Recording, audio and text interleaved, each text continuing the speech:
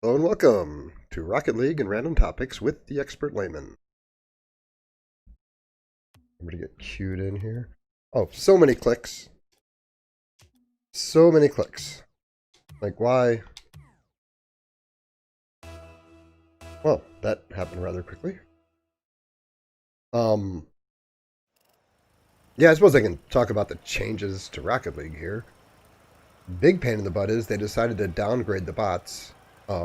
They don't boost anymore. And everybody's kind of used to them using boost, especially on kickoff, so that kind of sucks. Not sure who that's supposed to benefit.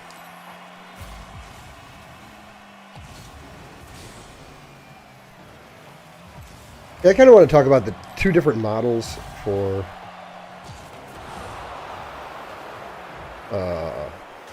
well, sort of YouTube, but also just like creators in general.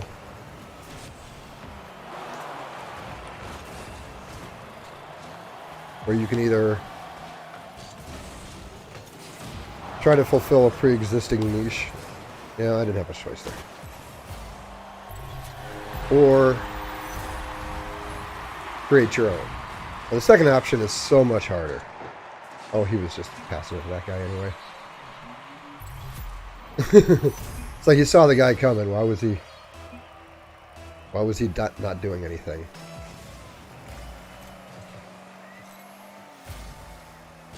You screwed up my head off to the other team, you bastard.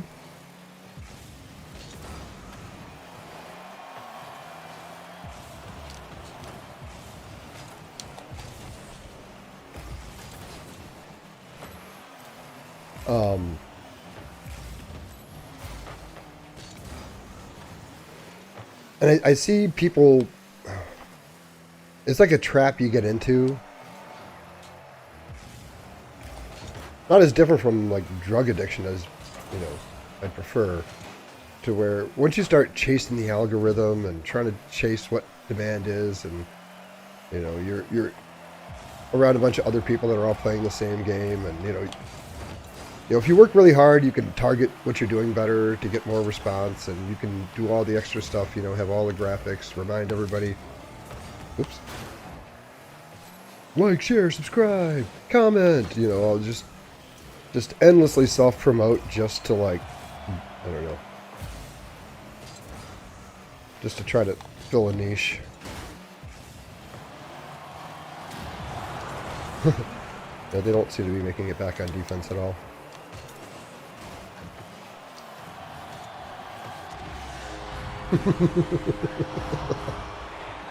Just gonna watch that one roll by.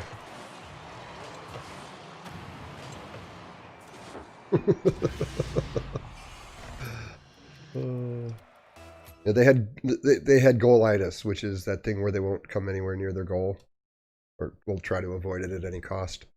But oh,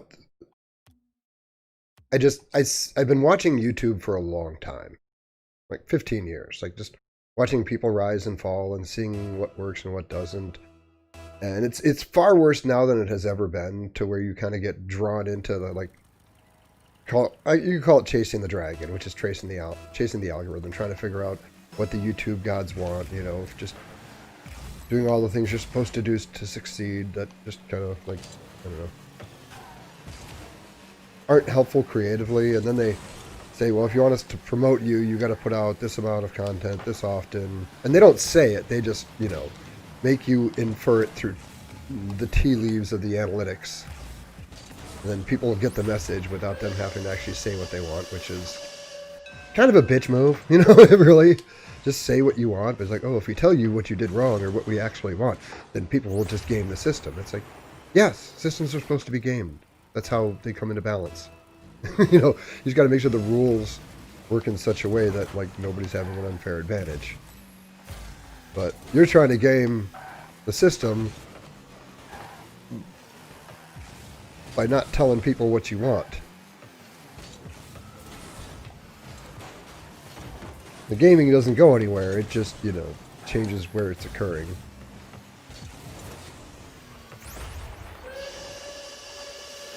But just watching, people who made really interesting content, but they can't seem to grow. So they put out more content at a lower quality to try to like serve the algorithm, and then they change the way they're doing things, and it's like trying to fit that mold of, you know, what the things the list of current things you need to do to be successful on YouTube. And it's like seems almost designed to like destroy any creative process, or just wring whatever interesting things you might have to offer, just to wring it out of you as efficiently as possible. There's another industry that tends to use people up and spit them out, but I'm not going to reference that at the moment. But it seems to be a similar model. Just squeeze whatever interesting things you can out of your YouTubers, and then kind of cast them aside. But, you know, they don't fit exactly what you want, which is basically what all industries have done with artists forever. This is just the most recent incarnation, so it's not like a new thing. It's, you know, whenever there's a new thing, people tend to fall victim, you know.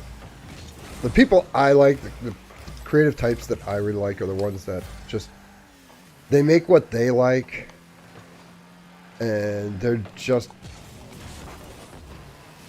so good at what they do that they get to do their own thing and create their own like niche market that only they can fill.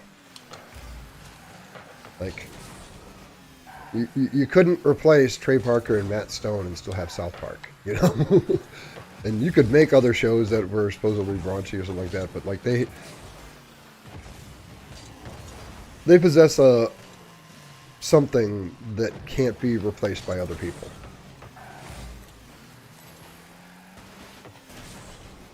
Funny, like after the first like season or two where they were really successful, it's like they said they just constantly got approached by network people like, so are you gonna hand the series off? What are you working on next?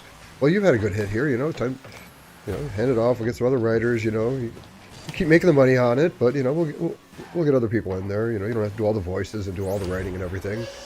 And they're like, no, we're gonna keep doing it. And they and apparently these people looked at Trey Parker and Matt Stone like they're hi. You're like, why would you want to just keep doing it? You've already succeeded. It's time to move on to the next project and hand this off to other people. It's not like they didn't do other projects. Like Team America's awesome, and you know, they had some other things that were kind of funny. But they just basically made their own. And a lot of the YouTubers I followed, you know, now and historically, it's because they were doing something that was interesting to me that probably wouldn't have appealed to that many people. But I liked it.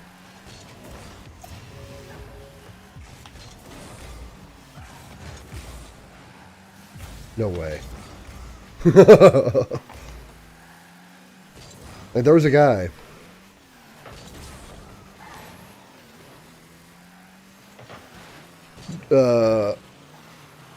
Gay ex-cop mathematician, super flamboyant and crazy smart. And he had like a webcam from like the early 2000s, I think. And his audio was terrible. But he was so funny. It had such great takes. It's like he was just not following any of the rules of what you were supposed to be doing to be successful at the time. And it was just really interesting seeing something just maybe not necessarily anything all that new, but in such a different container and such a different presentation. It had this like don't give up attitude, like, and there's a lot less of that on YouTube. So I get. What I see a lot with, like, you know, the successful people, they typically have something unique to offer, and they're bringing something unique to the game, or they're putting some, you know, interesting spin on something that's being done. They're not just filling a niche. The really successful ones. I mean, a lot of them are. I mean, like, there are people that if you just look a certain way and talk a certain way and cover certain topics and do certain things, you're pretty much guaranteed to be successful. But those never last. And it's almost like it's hard on those people because they're getting a really weird idea of what, you know, how life works. and it's probably not going to be good for them. Like, just getting attention in general, like, but the number of times I'm like, oh, this is the video, this is the one that's going to do really well, and, you know, you can't think that a couple hundred times a year and be right, but, oh, I forgot the point I was trying to make. But, like, oh, now I know that if, like, I had gotten, like, a significant amount of attention like a year ago, like, it would have messed me up. I wouldn't have gotten as much better as I have had I got that level of attention. And that attention, you know, I'm an agreeable personality. If there's things people wanted, I'd be drawn to do that. And, you know, there's nothing wrong with that. But every little bit of what you do that's dictated by people who aren't you is one step closer to the algorithm chaser, which is, you know, basically attention chasing. Which, as a business venture, isn't necessarily a bad thing. But, like, personally, it's probably not all that healthy. Because even if, you know, yeah, it's a business and I'm doing this, and it still feels like, I don't know, I imagine it just wouldn't be healthy. And I've seen the effect on people, you know. And especially when you're doing everything, you know, the algorithm gods want you to be doing. And suddenly they just tweak something, you know, never tell anybody they're going to do it, tweak something, and suddenly, like, because, you know, you have your moral limits. So I'll do this, but I won't do this. I'll do beginning ads. Okay, I'll do end ads too, but I won't do mid-roll. Well, you know, I'll do mid-roll sometimes. There's, like, all these slippery slopes that people start falling down of basically cashing in their long-term potential for greater attention in the moment.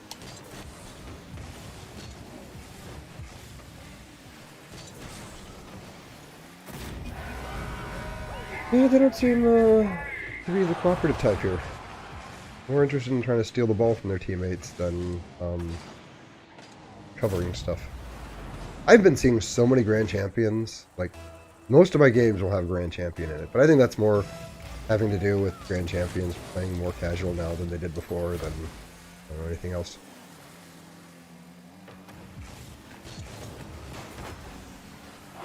Okay, well, that was helpful.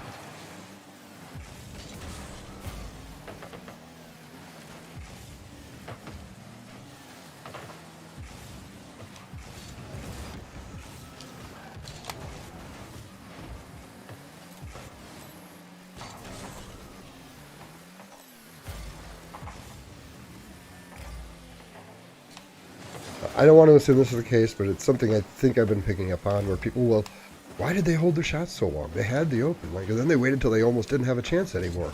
Like, why would they do that? And it's like, oh, they're trying to make sure you don't get the assist. If they can hold the shot long enough, then that keeps you from getting points. Like, it sounds really cynical, and to be fair, normally only cynical people would notice this stuff, because that's how psychology works. But that's for neurotypical people.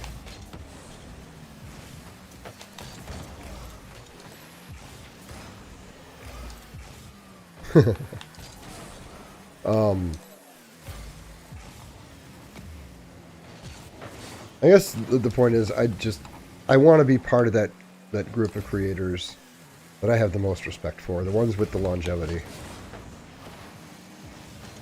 You know, the ones that feel good about what they're making. Because just watching somebody who was doing unique stuff, not only does, like, it chew them up so that they can't produce what they were producing before, it almost, like, breaks them so they couldn't even make videos like they could make early on. They actually lose the ability to even, you know, do that kind of content anymore. And it just kind of makes me sad. I don't want to be that, but you can never predict how attention is going to change you. Attention, like, in a lot of different contexts, because you base a lot of, you know, consciously how your status affects a lot of your choices, how you see it. And it can be a killer for a relationship. If somebody, you know, they're about the same status, or one person was lower, and then, you know, situation changes and suddenly a lower status person is considerably higher, or vice versa. Suddenly one of those people starts thinking they can do better.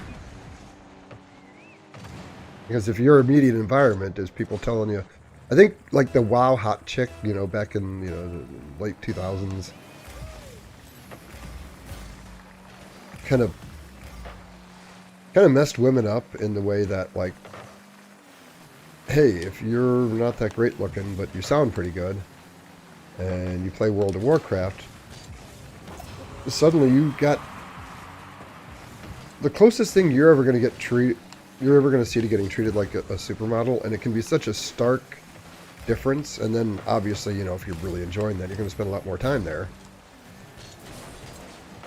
But then that's where you're spending all your time, and that becomes your reality, and that's what you start thinking is actually true at all times and not just in that context.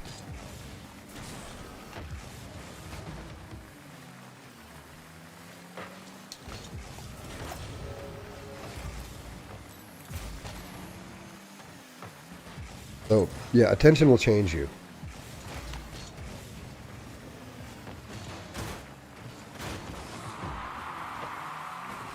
And, I'm concerned.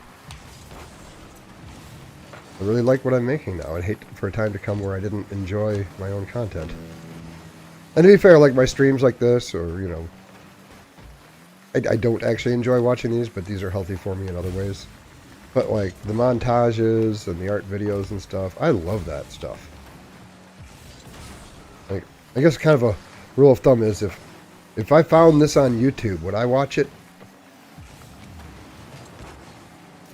So I make stuff that I think is awesome, and then I just try to keep getting better at making the things that I enjoy. And hypothetically, as long as I keep improving, my strangeness will be overwhelmed by the potential enjoyment of a niche group of people. So it's kind of the long game approach.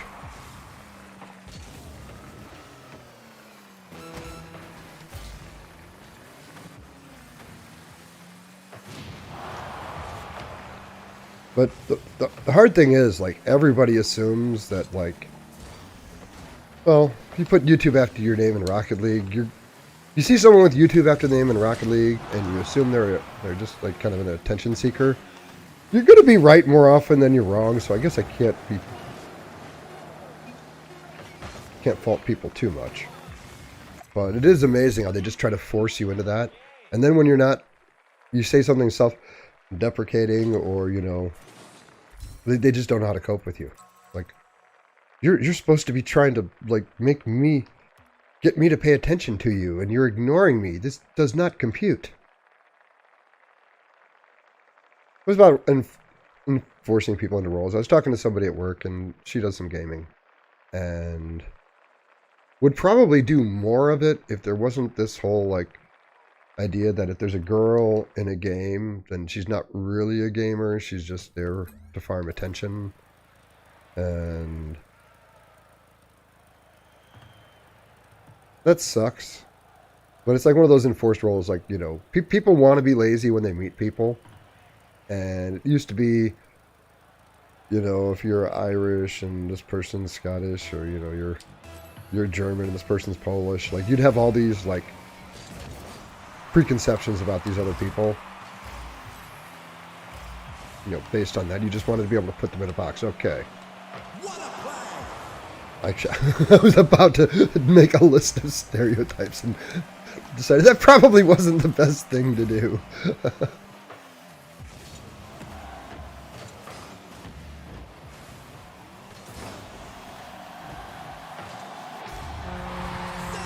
But people don't have to think a whole lot when they want to be like, okay, what's your deal? Okay, what's your deal? Okay, what's your deal? And they want to just like, bum, bum, bum. Okay, everything's in a box. I'm happy. So when they see YouTube after the name and the person, like, isn't attention seeking, it's like you broke the rules of the game. Like, what are you doing, dude? You're supposed to beg for attention from me, and I'm supposed to mock you. That's how this is supposed to go in the eyes of a lot of people.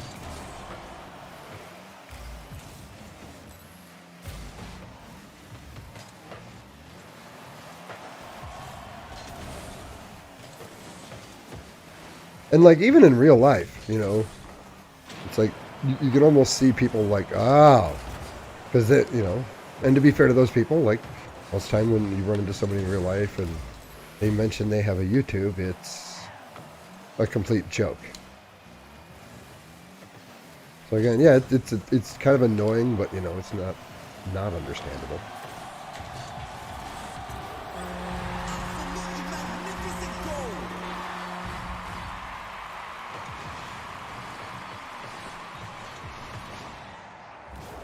So yes, making videos that I like, trying to get better at making videos, making myself do streams that are awkward for me.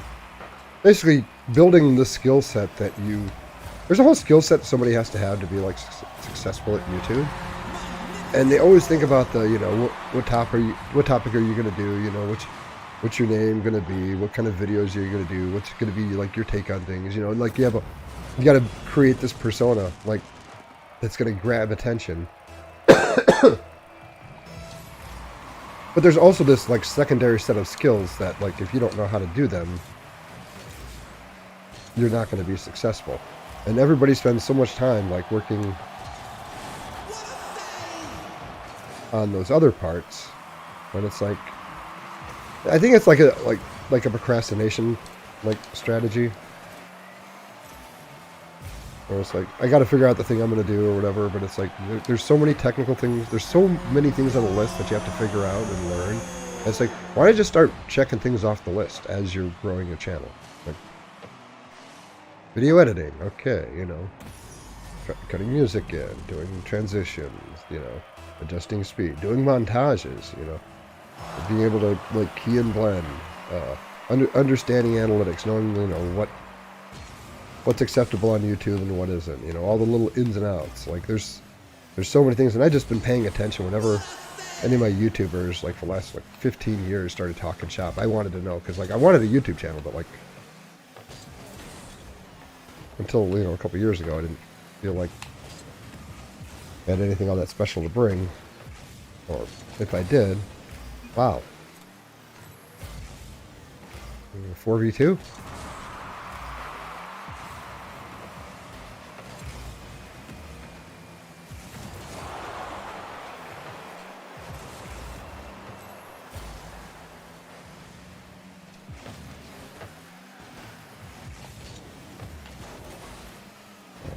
Got there in time.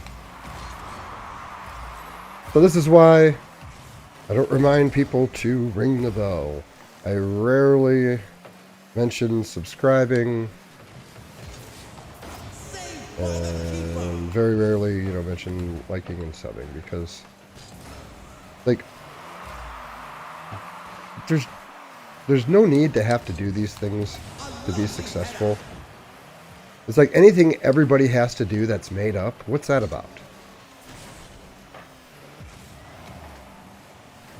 Feels more like genuflecting to the algorithm god of YouTube.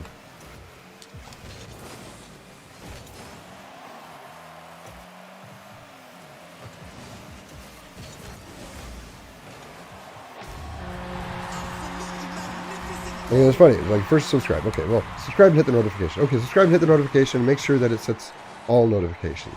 And then you find out, well, then still sometimes it doesn't send them. Like all these like extrapolated hoops to jump through. For a lot of systems, like, you know, like in order to proceed, like it's a test of compliance. Like how many hoops are they willing to jump through? Well, they have to be willing to jump through this many hoops of this type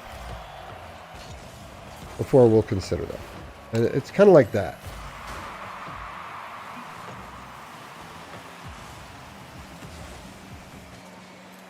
Classy.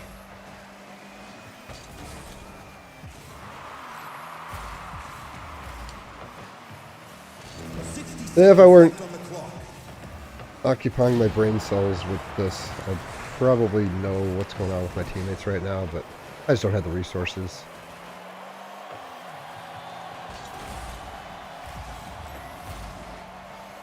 Yeah, that whole, like, no eagerness to clear the ball out of the key. Not a good sign. Oh, yeah, I want to do a... Oh. Yeah.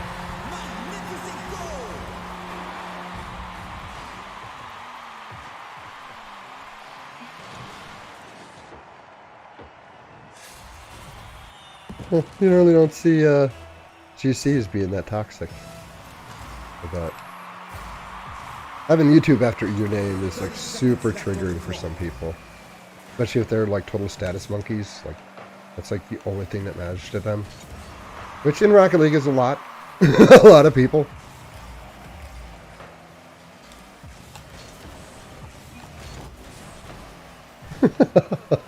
Only I may chase.